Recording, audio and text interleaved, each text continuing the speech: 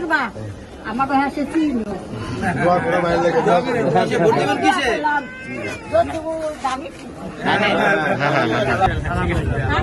সবচেয়ে বড় দোয়া।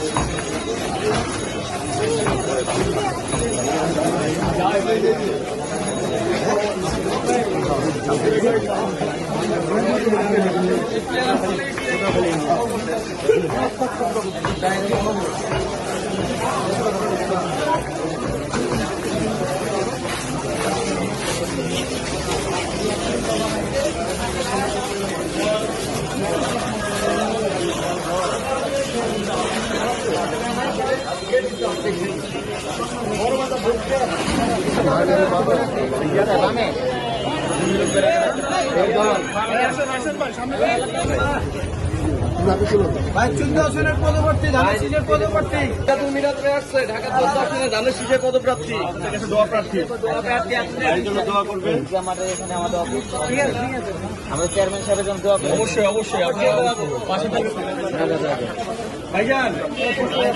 ঢাকা 14 আসনের পদপ্রার্থী সবার কাছে দোয়া করেন, আমাদের চেয়ারম্যান সাহেবের জন্য দোয়া করেন। দোয়া করবেন। দেশে আসতে পারে না 17 বছর, ঠিক আছে? উনি যদি দেশে এসে সুন্দর একটা বাংলাদেশ দিতে পারে, আপনাদের করতে পারে, দোয়া করানোর জন্য। দেশে তো নানান ধরনের ষড়যন্ত্র করতেছে, ঠিক আছে? দোয়া করেন, আমার জন্য দোয়া করেন। ভাই আসসালামু আলাইকুম। মিরাজ ভাই, সাজ্জাদুল মিরাজ ভাই, সাজ্জাদুল মিরাজ মহানগর উত্তর যুব দলের সদস্য থেকে আপনার দোয়া প্রার্থী। ধানের শীষে ভোট চাওয়ার জন্য আসলাম। আমাদের চেয়ারম্যান সাহেব তো অনেকদিন যাবত দেশে আসতে পারে না, নানা ধরনের ষড়যন্ত্র শিকার ছিল। এখন উনি দেশে আসবেন এবং দেশে এসে যদি সুন্দর একটা বাংলাদেশ গড়তে পারে, এই জন্য দোয়া করবেন উনি, ঠিক আছে? আমি সাজ্জাদুল মিরাজ মহানগর উত্তর যুব দলের সদস্য থেকে চেয়ারম্যান সাহেবের জন্য আসলাম।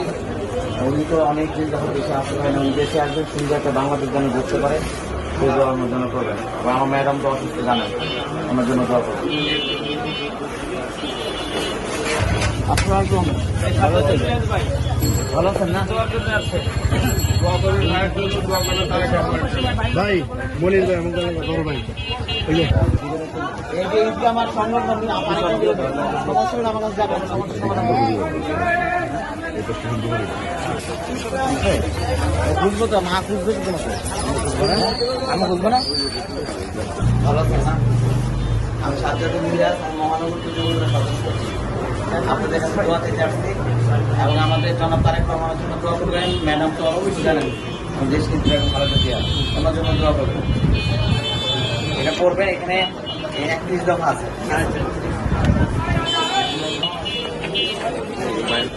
ভালো আছেন না? শরীর ভালো?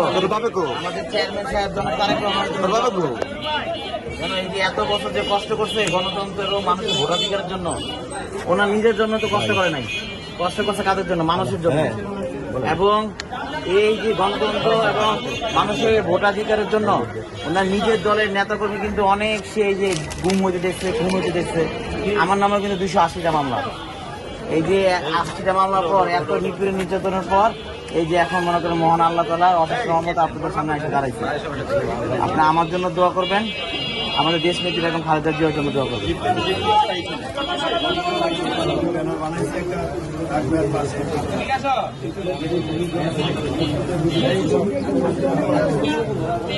সবাই